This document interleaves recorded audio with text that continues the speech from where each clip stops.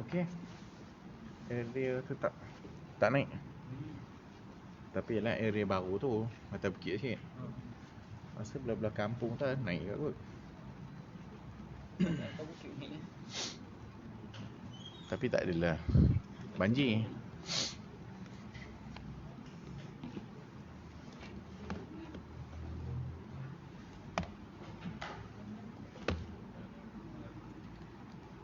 Ni pun sekali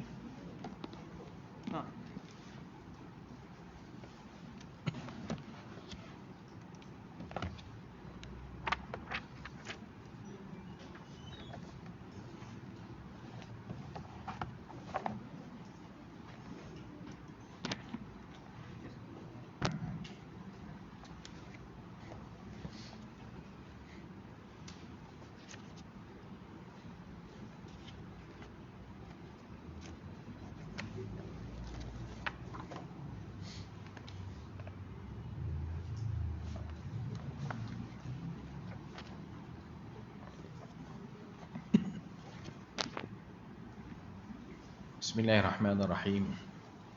Innal hamdalillah nahmaduhu wa nasta'inuhu wa nastahdihi wa nastaghfiruh wa na'udzu billahi min shururi anfusina wa min sayyiati a'malina. Man yahdihillahu fala mudilla lahu wa man yudlil fala hadiya lahu. Ashhadu an la ilaha illallah wahdahu la sharika lah wa ashhadu anna Muhammadan 'abduhu wa rasuluh. يا أيها الذين آمنوا اتقوا الله حق تقاته ولا تموتن إلا وأنتم مسلمون. يا أيها الذين آمنوا اتقوا الله وقولوا قولا سديدا يصلح لكم أعمالكم ويغفر لكم ذنوبكم ومن يطع الله ورسوله فقد فاز فوزا عظيما. أما بعد فإن أصدق الحديث كتاب الله وخير الهدي هدي محمد صلى الله عليه وآله وسلم وشر الأمور محدثاتها وكل محدثة بدعة وكل بدعة ضلالة وكل ضلالة في النار أو كما قال صلى الله عليه وآله وسلم. Kita dalam bab yang lepas adalah taat kepada ulil amri. Bab taat kepada ulil amri. Qala al-musannifu atau qala al-muallifu rahimahullah Imam Ahmad, was-sam'u wat-ta'atu lil a'immati wa amiril mu'minina al-barri wal-fajiri wa man waliya al-khilafata wajtama'a an-nasu 'alayhi waradu bihi wa man 'aliyahum bis-sayfi hatta sara khalifatan wa summiya amirul mu'minin. Yang lepas kita dah baca matanya wasam'u wa ta'ah, dengar dan taat lil a'immah, kepada pemerintah, wa amiril mu'minin, dan pemerintah orang Islam amiril mu'minin, al-barri wal fajir, sama ada pemerintah itu saleh ataupun kaki maksiat, sama ada saleh ataupun tidak saleh, fajir. وَمَنْ وَلِيَ الْخِلَافَةَ وَاجْتَمَعَ النَّاسُ عَلَيْهِ, dan taat, dengar dan taat kepada waman, sesiapa pun, waliya al-khilafata, yang menjadi khalifah ataupun yang memegang tampuk pemerintahan, al-khilafah, wajtama'a an-nasu 'alaihi wa radu bihi, dan orang ramai bai'ah kepadanya ataupun orang ramai, wajtama'an nasu alaihi, orang ikut, dan juga waradu bihi, dan orang setuju, redha, wa man aliyahum bisayfi hatta sara khalifatan, dan taat, dengar dan taat kepada man, orang ataupun sesiapa saja, aliyahum ay ghalabahum, yang mengguling kerajaan dengan pedang, bisayfi hatta sara khalifatan, sehingga dia menjadi khalifah pula. Lepas dia menggulingkan pemerintah yang ada tu, dia pula jadi khalifah. Wa summiya amirul mu'minin, dan dinamakan amirul mu'minin. Telah kita sebut yang lepas Sesiapa saja yang memegang pemerintahan wajib taat kat dia. As-sam'u wa ta'ah. Tak kira sama ada dia naik dengan cara yang benar ataupun dengan cara bohong ataupun dengan cara menggulingkan ataupun memberontak, tak kira lah apa jua cara. Baik ke buruk ke, sehingga dia pula menjadi khalifah setelah dia gulingkan khalifah yang lama. Dan orang ramai pun nak buat macam mana? Dah dia menang.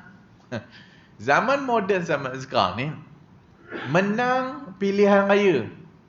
Maka dia menang pilihan raya, maka dia menjadi pemerintah.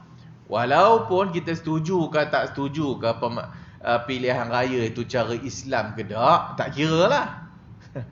Oleh kerana dah kita duduk dalam negara demokrasi, negara yang dia punya sistem pemerintahannya itu dengan pilihan raya, dan nak mengubahnya itu pun saya pun tak mampu. Macam mana caranya nak mengubah? Wallahualam, saya pun tak tahu.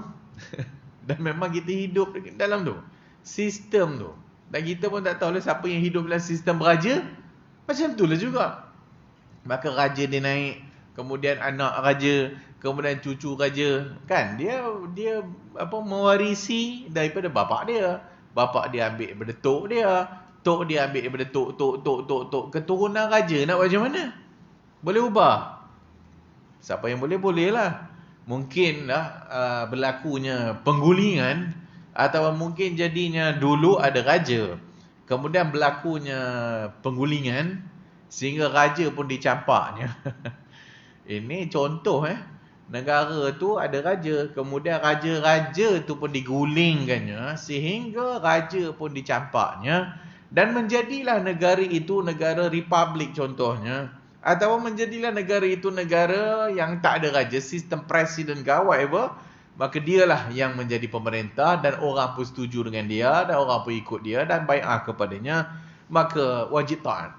Wajib taat. Kita buat contoh sebelum ni yang Mesir itulah. So yang Mesir itu sebelum digulingkan, yang sebelum tu naiklah Ikhwanul Muslimun sekejap pun kan. Tak kira lah. Maka dia naik. Maka wajib taat kepadanya. Sama. Sebab dia masuk dalam apa yang disebut oleh Imam Ahmad ni. Tak kira yang mana sunnah ke tak sunnah ke, kau setuju dengan Ikhwanul Muslimun ke tak setuju dengan Ikhwanul Muslimun ke, sekarang apabila dia telah menjadi pemerintah, wajib taat. Wajib taat. Jangan kita sebelum naiknya Ikhwanul Muslimun, kita pun kutuklah tidak sunnah, ahli bid'ah. Kemudian dia pun jadi pemerintah, jadi presiden daripada Ikhwanul Muslimun. Kita masih meneruskan penentangan kepada Ikhwanul Muslimun. Dalam erti kata, tetap kita dalam ceramah-ceramah kita kata ini pemerintah mengarutlah, manhajnya tak betul. No. Sebagaimana kita beriktikad, raja sebelum yang kita pertahankan itu akhirnya digulingkan oleh satu grup yang kita tak suka kepada dia, dan dia telah menjadi pemerintah, wajib sama caranya. Itu manhaj ahli sunnah. Sama. Kalau kita berselisih dalam masalah itu, kemudian kita pula still mempengaruhi masyarakat untuk masyarakat membenci kepada pemerintah yang kita tak setuju tu, maka terkeluar daripada manhaj. Maka itu bukan manhaj salafi, itu bukan manhaj sunnah. Maka wajib faham benda ni. Yang jadi masalah, kadang-kadang kita ni oleh kerana telah hidup dengan keadaan itu lama, tiba-tiba nak buat macam mana, PAS menang. Dalam negara kita lah, PAS menang dan dia jadi Perdana Menteri. Wajib taat. Wajib taat. Walaupun yang sebelum tu mungkin kita tak suka, walaupun sebelum tu mungkin kita kata manhaj tak betul lah dan sebagainya, tetap wajib taat. Itu maksud yang disebutkan wa man waliyal khilafata wajtama'an nasu alaihi waradu bihi wa man aliyahum bisayfi, dengan pedang, hatta sara khalifatan, sehingga dia menjadi khalifah, wa summiya amirul mu'minin, dan dia namakan amirul mu'minin. wal ghazwu madin ma'al amiri ila yaumil qiyamati al barri wal fajiri la yutraku. Dan perang wal ghazwu madin ma'al amir ila yaumil qiyamah. Dan begitu juga sambungan kepada taat itu apa dia? Taat dalam segala perkara. Termasuk wal ghazwu, perang. Apa maksud perang ni? Perang bersama dengan pemerintah. Al-ghazwu madin, berterusanlah hukum itu ma'al amir ila yaumil qiyamah, sampailah hari kiamat. Al-barri wal fajiri, sama ada pemerintah itu saleh ke ataupun kaki maksiat, taat wajib. La yutrak, tak ditinggalkan.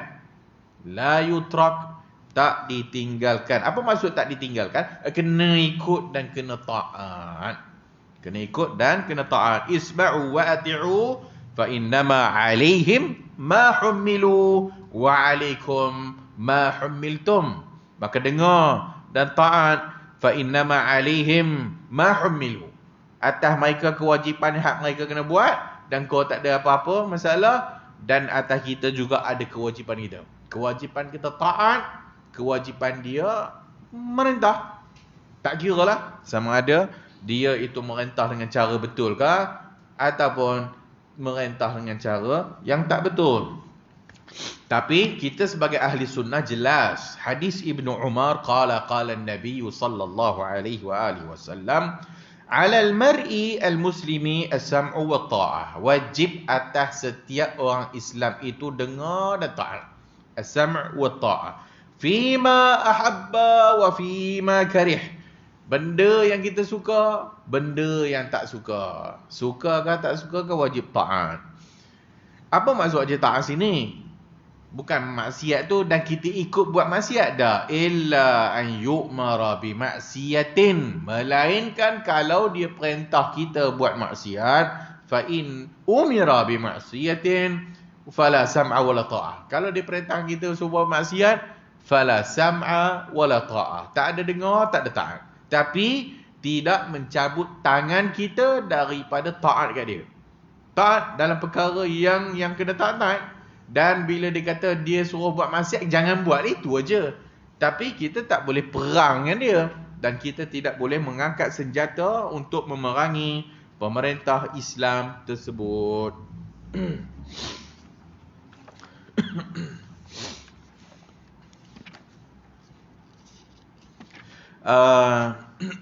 Juga telah kita nyatakan bahawasanya pemerintah ni tak kira lah sepanjang zaman lah memang zalim pun. Nak kira pemerintah-pemerintah yang taat, yang betul-betul hak ni boleh kira dengan jari kot. Secara fitrahnya pun dan secara sunnatullahnya pun, siapa yang memegang tampuk pemerintahan itu kebiasaannya zalim lah. Sebelum-sebelum pun, bukannya zaman Imam Ahmad sendiri, zaman berikutnya sampai ke bawah zaman Ibn Taymiyah pun kopi itu, zaman berikutnya sampailah zaman pada kita pada hari ini. Nak dapat macam Umar Abdul Aziz susah lah. Boleh kira dengan jari lah kot mungkin pemerintah-pemerintah yang taat dan sebagainya yang bagus. Hatta pada zaman Mu'tazilah pun nak buat macam mana? Dah dia merintah Mu'tazilah. Maka sebab itu Imam Ahmad kena tangkap. Dan Imam Ahmad kena tangkap oleh kerana dia tak nak keluarkan fatwa Al-Quran makhluk. Macam yang dah kita sebut. Ulama-ulama lain pusing-pusing. Pusing-pusing lah. Pemerintah kata, hang kena keluar fatwa Al-Quran makhluk. Dia pun kata, yelah. Al-Quran yang ada kat tangan kita ni, hak yang pennya yang menulis Al-Quran itu, yang kertas-kertas ni semua makhluk lah, betul lah. Ada main pusing-pusing begitulah. Al-Quran yang ada dekat tangan kita ni, yang antara dua kulit ke kulit yang keluar daripada mulut kita itu adalah makhluk. Tak nak tangkap. Tapi Imam Ahmad no. Al-Quran kalamullah ghair makhluk. Jangan cakap lebih-lebih. Tak payah perincikan. Itu Imam Ahmad. Tak payah nak perincikan kertas makhluk ke pen makhluk ke, tak payah, itu bid'ah. Hatta kalau dia kata Al-Quran, dia tak tahu, kalau dia tak tahu Al-Quran itu makhluk ke tak, hukumnya kufur. Aku tak tahu lah Quran makhluk ke tak. Itu lagi teruk lah. Qaul Al-Quran makhluk ataupun qaul Al-Quran kalamullah, ghair makhluk. Walaupun qaul itu sendiri adalah tidak disebut oleh salaf. Al-Quran kalamullah ghair makhluk. Dia muncul apabila muncul ahli bid'ah. Tetapi Imam Ahmad firm, dia tak boleh, dia nak kona-kona, maka Imam Ahmad kena tangkap. Tapi dia tak suruh pula pengikutnya, mari kita memberontak. Ibn Taymiyah pun masuk penjara, dia tak suruh pun pengikutnya memberontak. Baik, kenapa? Kenapa kita disuruh taat ni? Adakah untuk maslahah pemerintah ke? Atau untuk maslahah kita? Bukan untuk masalah pemerintah. Kita kena taat tak taat ni bukan masalah nak jaga masalah pemerintah. Sebenarnya nak jaga masalah kita. Kenapa? Kalau dah kita pergi memerangi pemerintah dengan senjata, akhirnya kita yang masalah. Biarlah masalah pemerintah. Ingat, pemerintah tak ada masalah. Dia pening kepala juga nak memerintah kan. Tapi kita disuruh taat dan tak boleh mengangkat senjata kepada pemerintah sebenarnya menjaga masalah kita sendiri. Kerana kalau dah berlaku peperangan ataupun telah berlaku penggulingan, akan berlaku penggulingan seterusnya, akan berlaku penggulingan seterusnya, akan berlaku penggulingan seterusnya sampai bila? Maka pengajian pun tak boleh buat, orang tak boleh mengaji, orang tak boleh pergi sekolah. Apa yang berlakulah? Maka apa yang berlaku yang sebelumnya, walaupun pemerintahnya zalim, tapi sekolah berjalan. Walaupun pemerintahnya zalim, ulama ada boleh mengajar. Walaupun pemerintahnya zalim, masih lagi orang boleh solat. Tapi bila telah menjadi orang memerangi pemerintah dengan senjata, berlaku perang, maka orang menumpahkan darah. Pemerintah dia yang kelengkapan dia ada tentera, dia ada polis dan sebagainya. Maka yang teruk ni siapa? Yang teruknya rakyat jugalah. Yang teruknya orang yang membangkitkan semangat dalam masyarakat supaya memerangi pemerintah. Itu yang teruk. Pemerintah tak teruk. Maka maslahah yang utama yang nak dipelihara daripada taat dan tak boleh keluar memerangi pemerintah dengan senjata ialah maslahah rakyat. Masalah rakyat, supaya kita masih still boleh mengaji dan still boleh baca Quran, boleh solat di masjid. Berlaku peperangan, habis masjid pun kena bom, dah tak selamat, dah nak ada pengajian dan sebagainya. Apa yang berlaku depan mata kita di Mesir, Syria dan sebagainya lah. Maka itu berlaku waktu kita hidup ni lah. Dan sebelum-sebelumnya itu telah dihalang dan telah pun tak dibenarkan oleh ulama-ulama ahli sunnah sejak daripada dulu dan Imam Ahmad dan berikutnya. Bacalah semua matan-matan akidah Humaidi dan sebagainya, whatever, semuanya akan masukkan bab ini, taat kepada ulil amri dan jangan mengangkat senjata untuk memerangi pemerintah. Wal ghazu madin ma'al umara ila yaumil qiyamah al birr wal fajir la yutraku. Maka peperangan bersama pemerintah sampailah hari kiamat itu berjalan. Di belakang pemerintah yang saleh, juga di belakang pemerintah yang zalim. Pemerintah yang zalim telah pun mengiklankan perang dan wajib untuk rakyat keluar perang atas arahan pemerintah yang zalim tu. Wajib ikut keluar perang sekali ya. Wajib. Dan wajib ini maksudnya yang lantik oleh kerajaan. So kerajaan melantik tentera. So tentera fardu ain. Rakyat fardu kifayah lagi. Tapi kalau raja kata semua orang kampung Pajajaran ni semua kena keluar pergi perang, wajib fardu ain semua sekali. Dan bila musuh telah masuk dalam tempat kita, nafar am.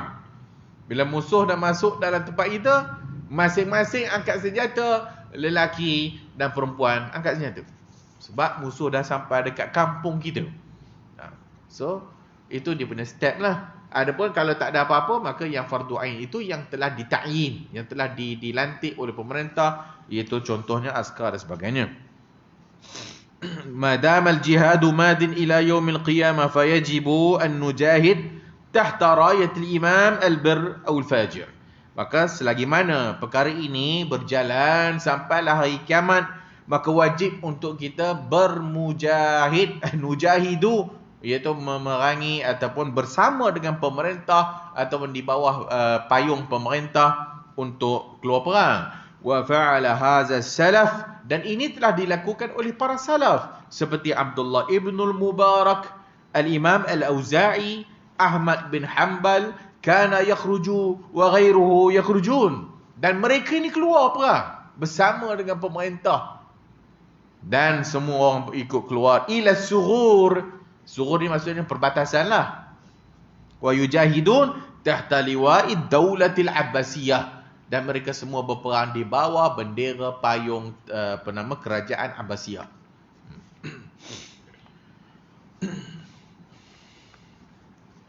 Wa qismatul fai'i wa iqamatul hududi. Sebelum tu perkataan apabila disebut wal ghazu madin ma'al umara ila yaumil qiyamah, maka perkataan ini untuk mengkritik puak-puak khawarij, mengkritik puak-puak khawarij alladzina yakhrujuna 'alal a'immah, iaitu puak-puak khawarij yang memerangi pemerintah.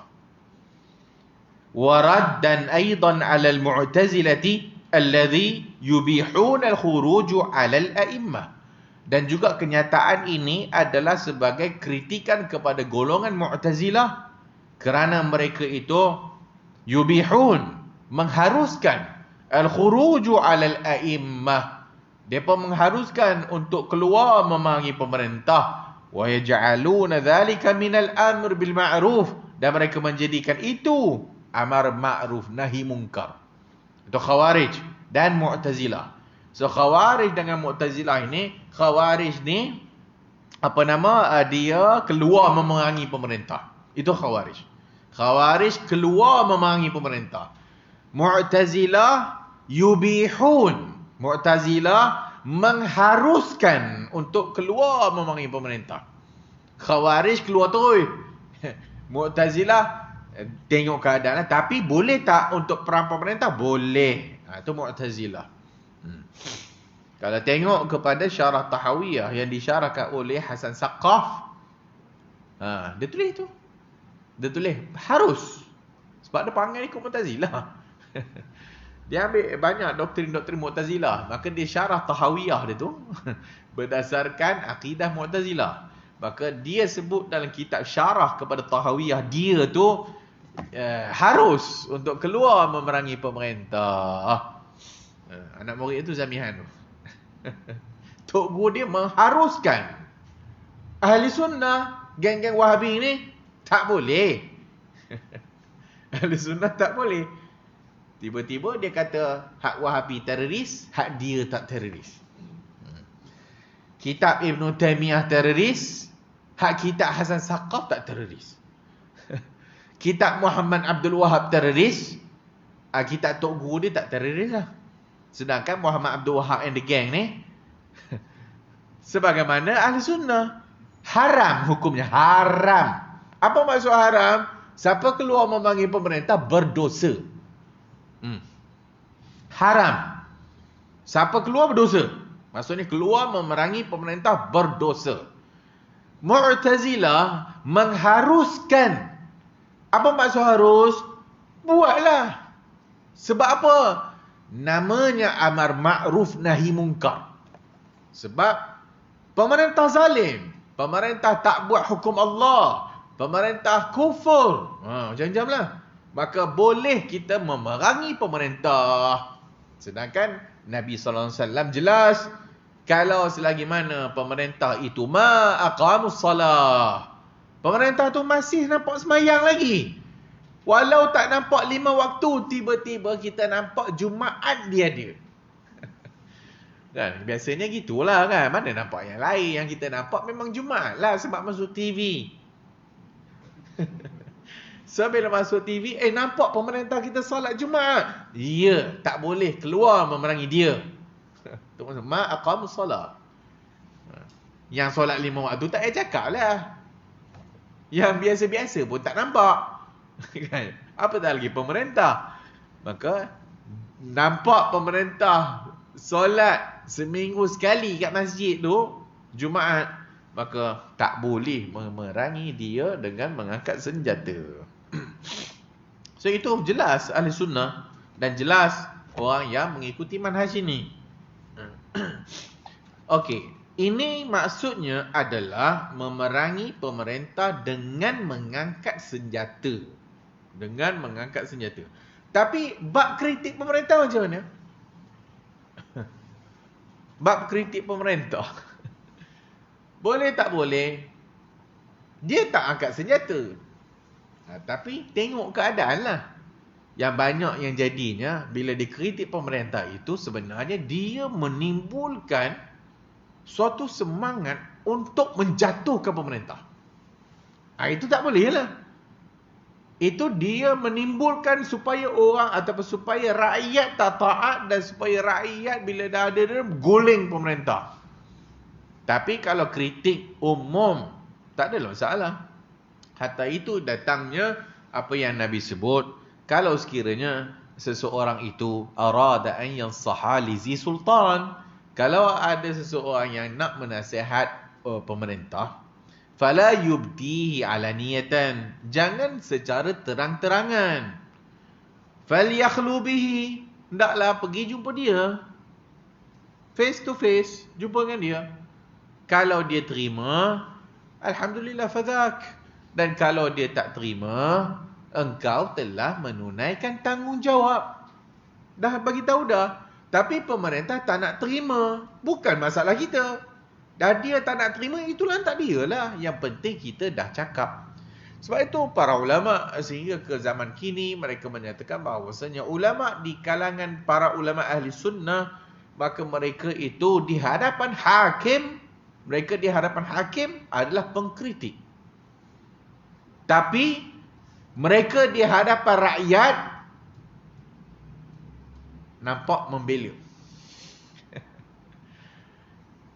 Dengan rakyat tak bolehlah ulama tu pergi kutuk. Mai kita angkat senjata, yang mana ada parang angkat parang semua ni. Jom pergi Putrajaya contoh. Tak bolehlah, haramlah.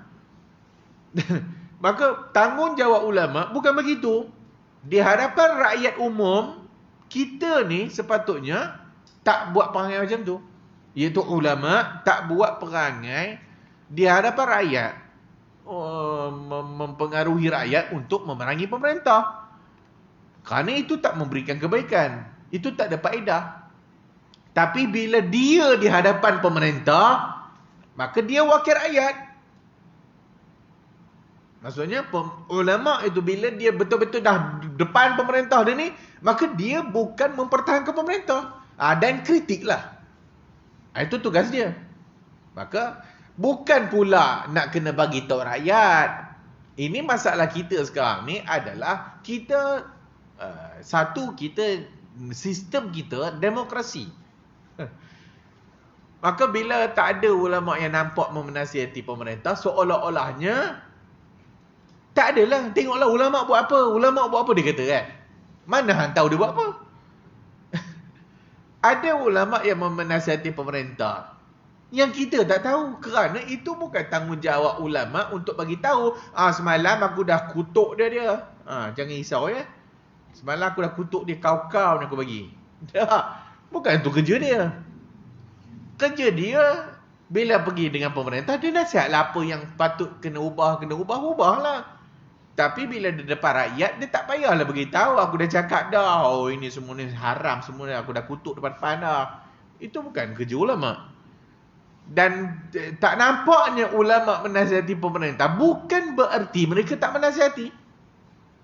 Tapi oleh kerana kita hidup dengan keadaan yang sekarang ni, iaitu sistem yang ada demokrasi, hatta adanya pembangkang dan adanya pemerintah, maka ceramah-ceramah politiknya, maka dia pun kutuklah mana ulama diam, ulama bisu, seolah-olahnya ulama parti dia je bercakap.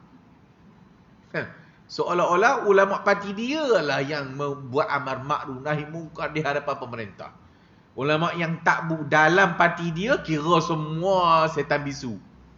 Itu naratif politik dia. Tapi kadang-kadang kita juga terikut lantak pi lah kan. Bukan tanggungjawab macam kita nak kena bagi tahu ni aku dah cakap dah dengan PM, semalam aku dah cakap dengan TPM, semalam aku dah cakap dengan Menteri Pendidikan, semalam aku dah jumpa dah Menteri Kesihatan, aku bantai dah buat vaksin. Contoh apa faedah? Tak ada faedah. Maka itu bukan caranya. Maka caranya pergi jumpa cakap. Tapi masalah pula yang lain pula, depan pemerintah tak nak cakap. Depan pemerintah tak nak cakap. Bila dah keluar dengan pemerintah, kutuk. Itu problem lagi satu. Depan pemerintah, bersenyum, berminum kopi sama-sama. Kan? Dalam pentas politik kau, bombang, kutuk ni, pemerintah ni ngarut lah, macam-macam lah. Tapi bila nampak dia tu di parlimen, duk menjilat. Dia di parlimen duduk bergelak ketawa minum kopi dengan hak yang dikritik tu. Di bahagian pemerintah tu. Berlakunya. Siapa yang duduk kat parlimen dan pernah pergi parlimen, tengoklah. Depan kita, depan rakyat, depan televisyen, dia ngutuk kau-kau Perdana Menteri tu. Dia kutuklah menteri-menteri hak yang bukan parti dia. Tapi di dalam parlimen, punya baik nak mampus, kata orang.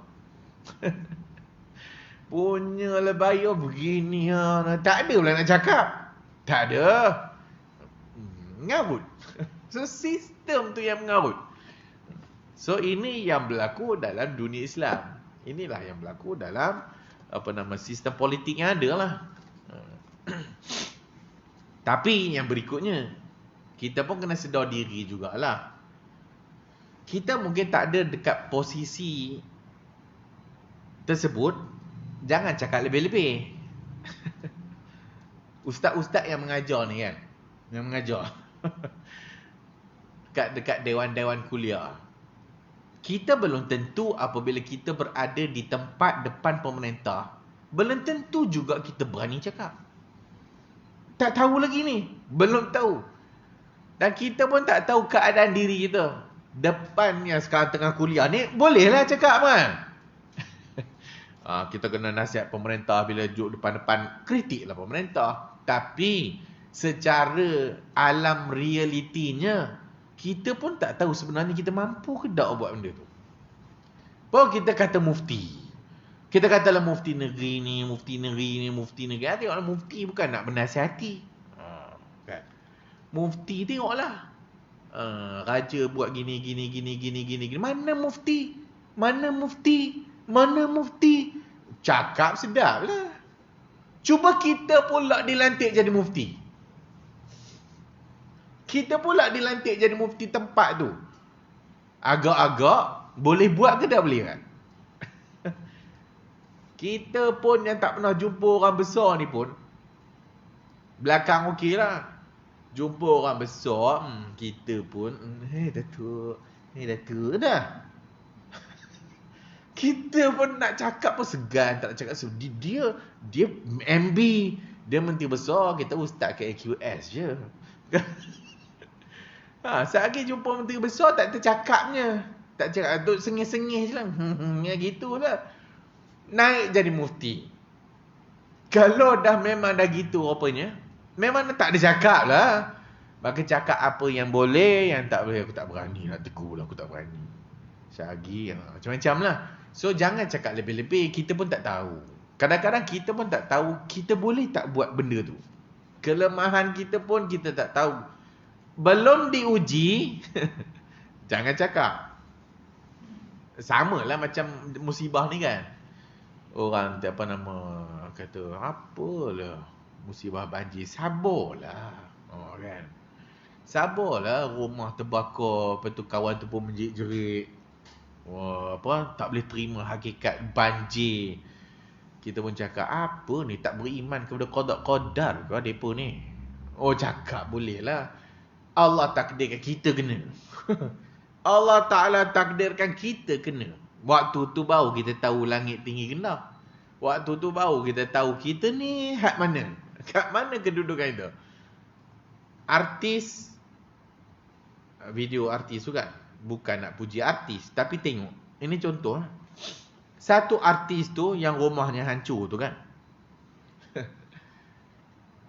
orang temu ramah dia, dalam keadaan rumahnya dah habis tu kan, masih orang kata cool kan, masih lagi orang kata menyandarkan kepada Allah. Tu takdir Allah, dan Allah Ta'ala takdirkan begini, so dia reda dengan apa yang berlaku. Itu tara hak kita panggil artis tu, yang mungkinlah taklah nak bagus, mungkin wallahualam kita tak tahu. Secara zahirnya nampak artisnya kira teruk lah secara zahir, tapi artis ini diuji oleh Allah Ta'ala dengan sedemikian rupa, dia menunjukkan suatu sikap yang reda, suatu sikap yang menyerahkan urusannya kepada Allah Ta'ala. Tengok imam masjid, kita dah sebut dah kot, imam masjid, ada imam masjid dah bertahun-tahun lah jadi imamnya, satu hari kasutnya hilang. Satu hari, ini cerita benar ya, ini cerita benar. Hak tadi cerita benar, hak ni pun cerita benar, berlaku kat tempat saya Ipoh. So imam tu imam surau lah, sekarang dah surau tu dah jadi masjid. So yelah, sepanjang yang kita kenal dia tu memang dah lama dah jadi imam, tapi memang kita nampak baik lah, bagus lah imam kan. Tapi satu hari kasut dia hilang, dia sumpah seranah orang yang ambil kasut dia tu. Ya Allah, terkejut gitu. Imam bukannya tak adalah nampak. Alah, tak apalah, beli barulah. Alah, murah je pun kan. Tak ada dah. Celaka. Kasut pun nak curi ni masjid lah. Keluar imam. Itu imam. So, kita belum diuji oleh Allah Ta'ala kan. Jangan menyangka kau beriman, wahum la yuftanun, sedangkan mereka belum diuji lagi. Maka kita jangan cakap pada mufti je. Jangan berani duk ngomen tentang mufti tak buat kerja. Mana tahu kita esok Allah Ta'ala takdirkan dapat pula jawatan tu, tak mampu, tak hidup nak buat benda tu. Belum tentu kita boleh ubah, dan belum tentu kita berani ubah. So, itu kehidupan. So, jangan jangan lebih sangat tawadu'. Maksudnya senantiasa ingat diri kita ni, kita bagi ingat kat orang, dan kita juga ingat kat diri kita sendirilah. Maka jangan dalam bab yang seumpama ini pun sama. So masing-masing dengan kadar yang mampu dia buat. Kalau dia mampu tegur, dia tegur. So, mungkin ulama juga dia bertingkat-tingkat. Ulama juga dia ada level dengan level. Ulama-ulama sebahagiannya berani, sebahagian ulama tidaklah seberani yang A tu. So depends. So kadang-kadang ada yang memang berani terus direct ke depan, seperti cerita yang selalu kita dengar bin Baz rahimahullah.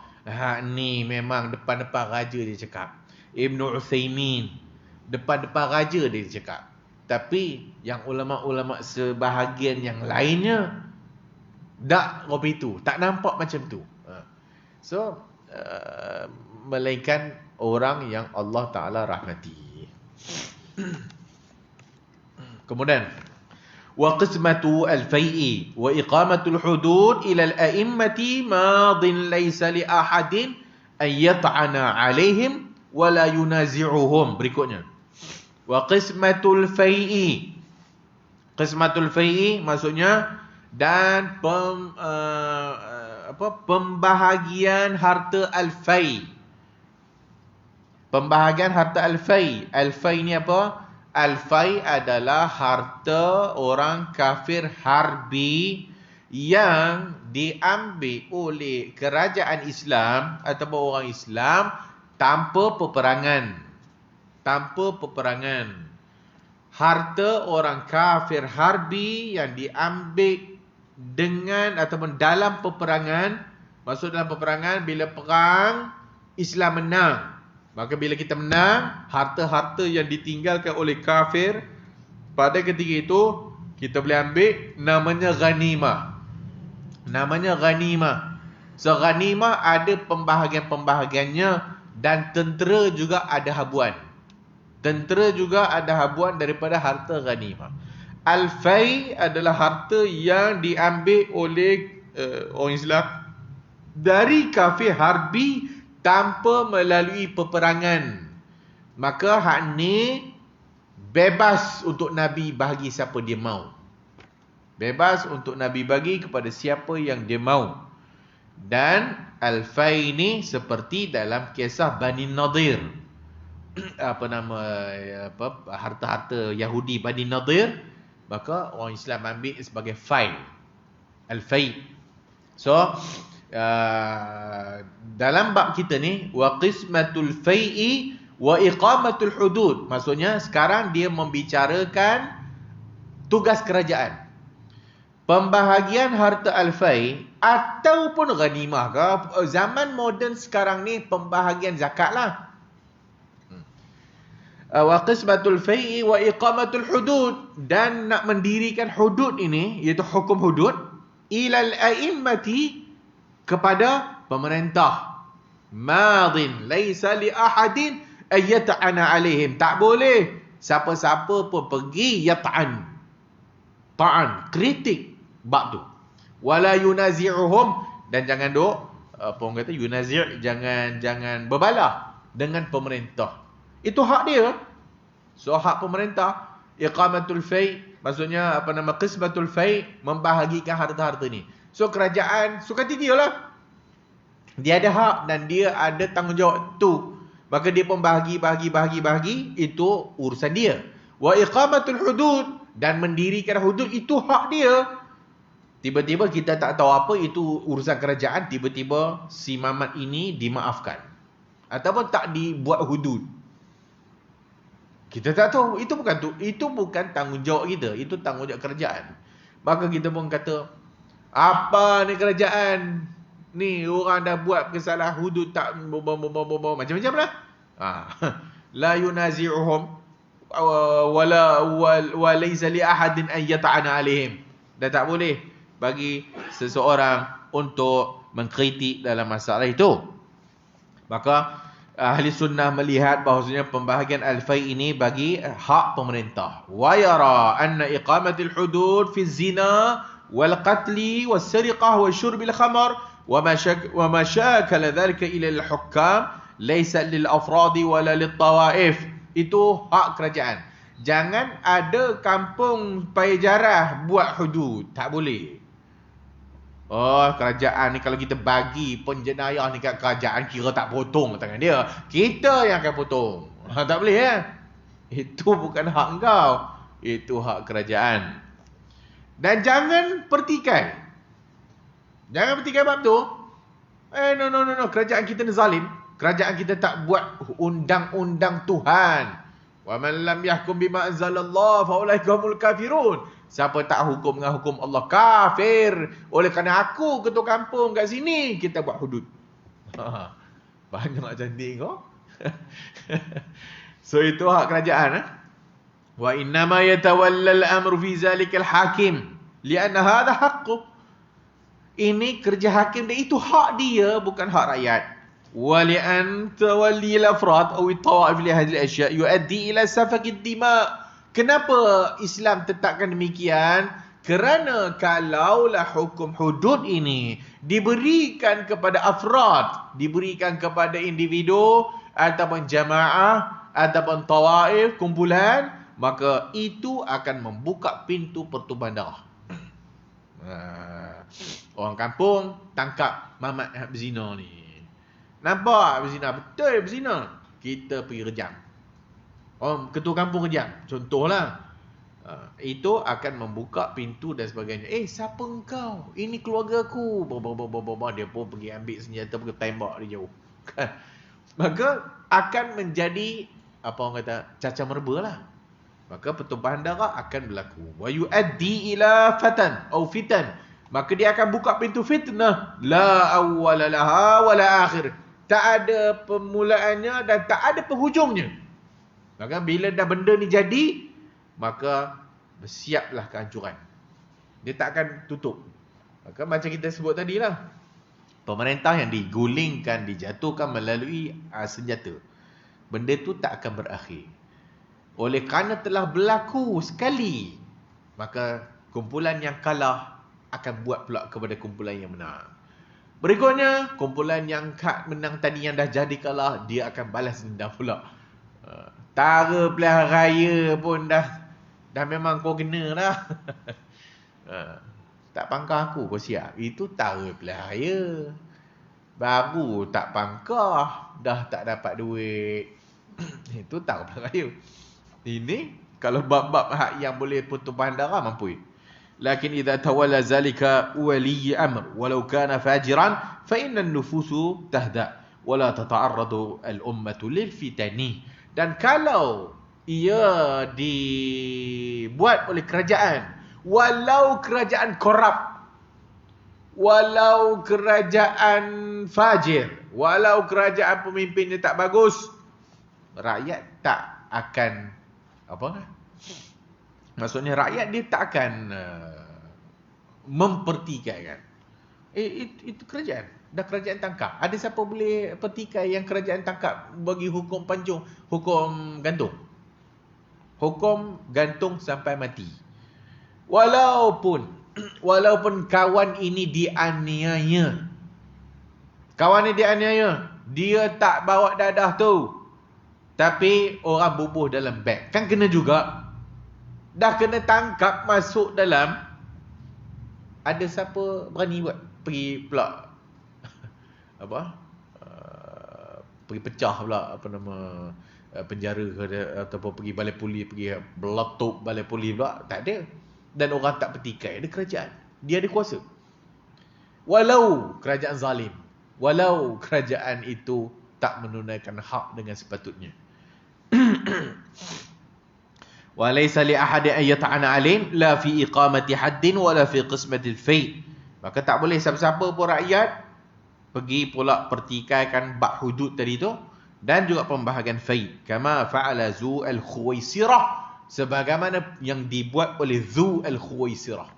Siapa Zu al-Khuwaisirah ni? Kan yang mempertikaikan Nabi tu. I'dil ya Muhammad fa innaka lam ta'dil. Nabi bagi pembahagian. Dia kata Nabi tak adil.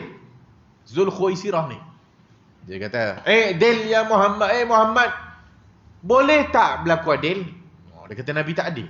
Maka Nabi kata kat Muhammad ni, Zul Khuwaisirah ni, "Kalau aku tidak berlaku adil, siapa lagi yang nak buat adil?"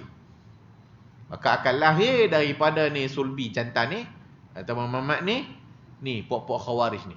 Akhir keluar pokok khawarij yang Nabi sebutkan. Wa daf'u sadaqat ilaihim jaizatun nafizatun. Dan berikutnya wa daf'u sadaqat, dan membayar sadaqat zakat. Wa daf'u sadaqat ilaihim, kepada pemerintah, jaizatun nafizatun, harus. Jaizatun nafizatun, benda tu terlaksana, boleh dibuat. Man dafa'aha ilaihim ajza'at anhu. Siapa yang pergi bayar zakat kepada pemerintah, dia dikira telah pun sah zakatnya. Jangan sibuk tanya, kerajaan buat tak ni? Kita tengok orang zakat ni banyak pakai kereta mewah ni, tahu zakat kita tak dibagi. Kalaulah zakat hak yang banyak-banyak ni orang miskin ni, dia kritik lah. Tak payah sibuk lah. Itu tanggungjawab kerajaan. Bila dia tanggungjawab kerajaan, maka disebut tadi ajza'at an. Siapa yang dah bawa keluar zakat pergi kepada pemerintah pusat zakat, dia telah tunaikan tanggungjawab dia dan dia tidak dipersoalkan lagi oleh Allah Ta'ala.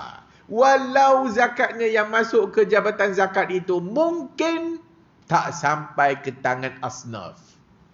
Walau zakatnya tidak sampai ke tangan asnaf, itu bukan kerja engkau. Kerja engkau ambil zakat, bagi pemerintah. Nah, ambil. Aku punya tanggungjawab selesai. Tanggungjawab pemerintah, hang pergi bagi kat siapa-siapa yang kau maulah asnaf tu. Dan lantak hang lah. Hang buat, hang dapat pahala. Ataupun hang buat tanggungjawab. Kalau hang tak buat, aku peduli apa? Mahkamah Tuhan ada nanti, jangan bimbang.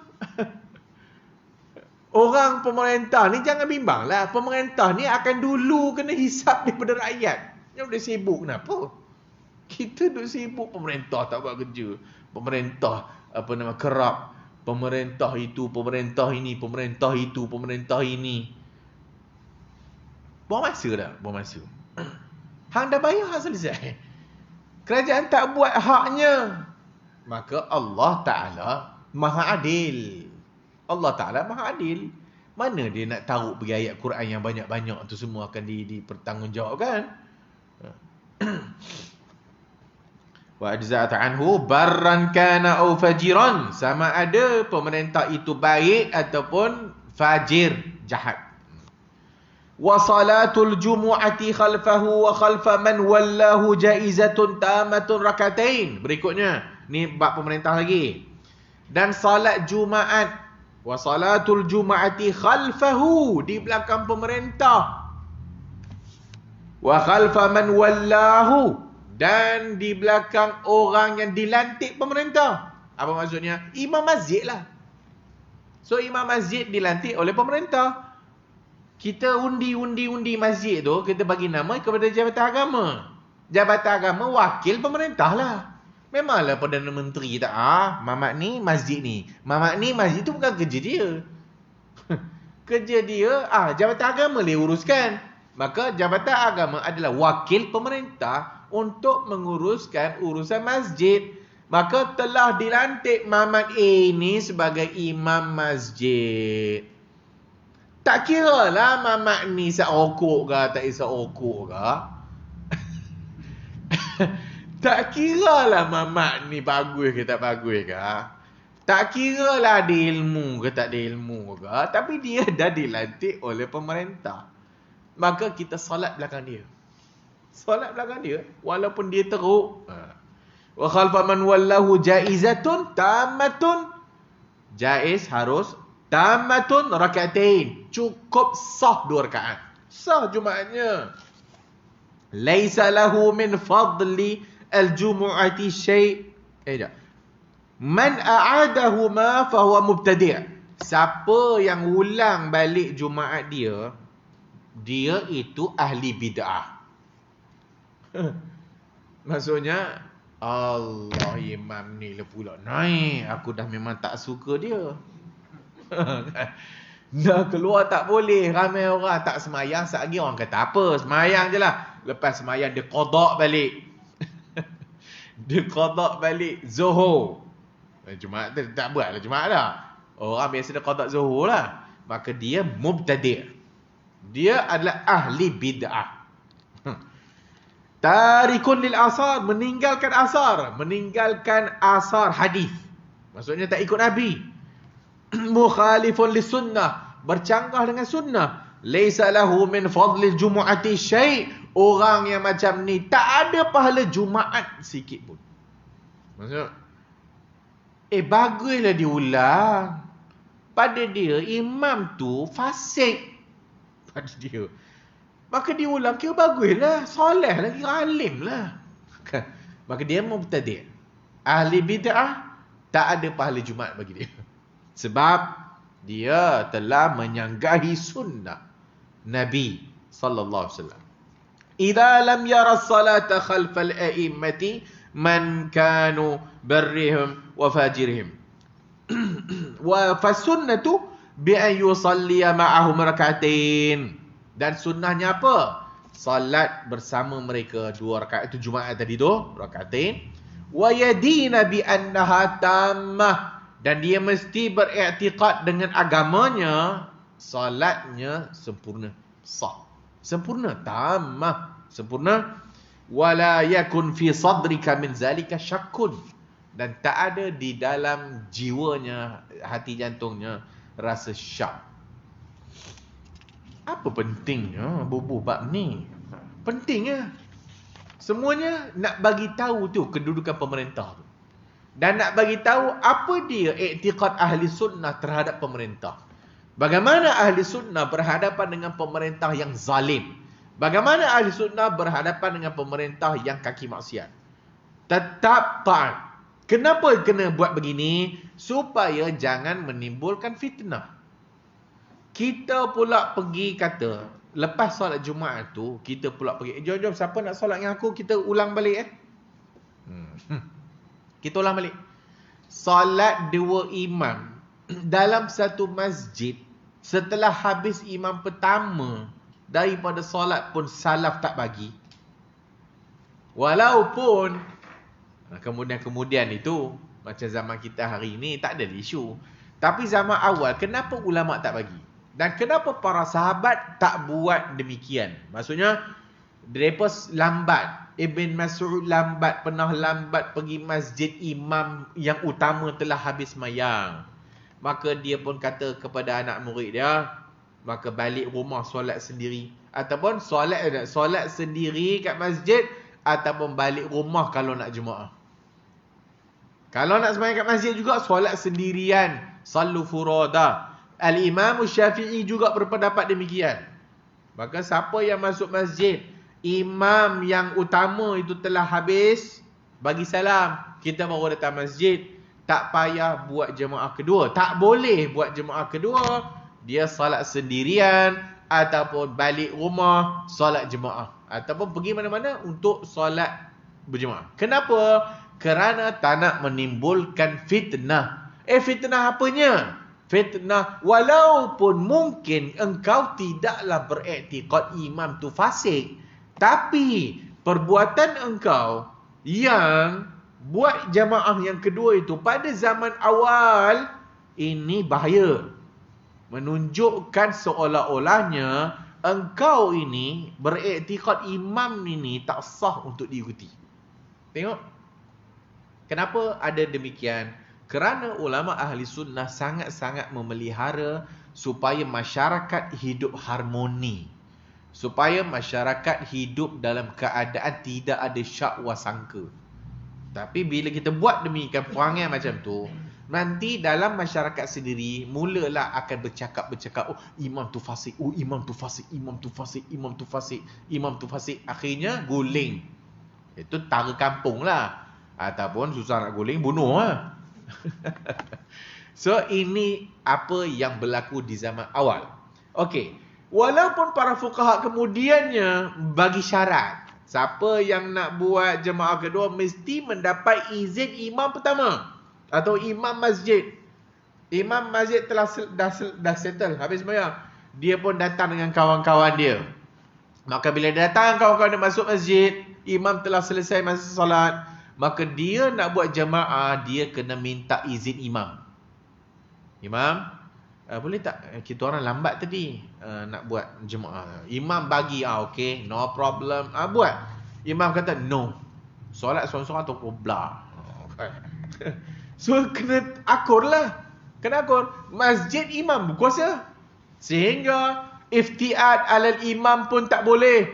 Maksudnya imam lambat, imam sakit perut satu hari, orang pun dah azan, imam sakit perut waktu tu. Kita pun datang masjid, mana imam tak sampai lagi, lambat dah ni, dah 15 minit ni muka imam tak nampak lagi ni. Apa jadi dia ni? Telefon tak angkat dan sebagainya. Tunggu 20 minit. 20 minit tak main lagi ni. Jomlah. Kamat. Kau kamat. Oh, siapa kau? Dia pun pergi depan ambil mic, soft. Kamat. Tak boleh. Tak boleh. Haram. Engkau telah mencuri hak imam tu. Sehingga para fuqaha menyatakan imam tu datang tidur. Siapa suruh semayang ni? Dia berhak untuk mengulangi semua semayang tu. Dia berhak untuk ulang balik semayang yang tadi tu. Sebab korang telah melangkau aku punya hak. Itu hak dia. Itu nama iftiat alal imam. Apa bahasa Melayunya? Apa ya? Yalah, curi kerja imam tu. Itu kerja dia. Melainkan kalau imam tu bagi izin. Okeylah, tak apalah. I pun bateri mampu pula tadi. Patutlah telefon tak nak berdapat. Imam tu okeylah, no problem. Okeylah. Okey, zaman sekarang Ada tak agak-agaknya imam melarang untuk jemaah kedua? Tak ada kan. Si imam tu pun bukan faham pun. Imam tu pun bukan pernah tahu pun ada hukum tu. So, yang mana zaman sekarang ni, kita kata ada jemaah kedua, jemaah ketiga. Lepas jemaah kedua, jemaah ketiga pula kan. Lepas jemaah ketiga, jemaah keempat pula dah. Kalaulah nak ikutnya, secara umumnya kira syarat cukup. Maksudnya, imam zaman sekarang ni biasa takkan dilarang kot kan. Kalau dilarang dia rasa berdosa pula lah kan. Takkanlah aku tak bagi semayang lah kan. So secara orang kata adat dan fitrah pada zaman sekarang ni, pada kebiasaan jemaah kedua ketiga ni no hal lah. Maksudnya imam membenarkan. Tapi dalam konteks zaman awal tak boleh. Kenapa ini berlaku? Takut jadi fitnah dalam masyarakat. Itu dalam masjid bersama imam. Kalau pemerintah, so begitulah. Kalau imam masjid pun ada ego yang kalau kita pergi tegur imam masjid depan orang, mau imam masjid tu ambil mic buat campak. Itu imam masjid. Kan? Pandai-pandai. Aku dah jadi imam sini berapa tahun. Muka hang pun tak pernah nampak. Imam tu kata lah. Itu imam. Sebab apa jadi macam tu? Sebab tiba-tiba mamat dia pergi tegur imam di depan orang. Kan? Imam, apa ni baca pun tak betul. Baca pula terhege-hege, curi nafas lagi. Imam tu berbengah. Itu imam masjid, imam surau pun tak boleh terima macam tu perangai orang buat kat dia. Ini Perdana Menteri. Perdana Menteri yang boleh buat macam tu. Perdana Menteri bahasa Inggeris, bodoh ni bahasa Inggeris. Tak patutlah kan. Tak elok lah. Maksudnya pemerintah dia ada hak dia. Dan kita sebagai rakyat, itu kena bagi hak dia. Itu hak dia. Dan hak dia adalah kita nasihat dia secara tertutup. Tapi kita belum cakap lagi bab-bab yang kalau umum. Kalau rasuah. Rasuah ni umum.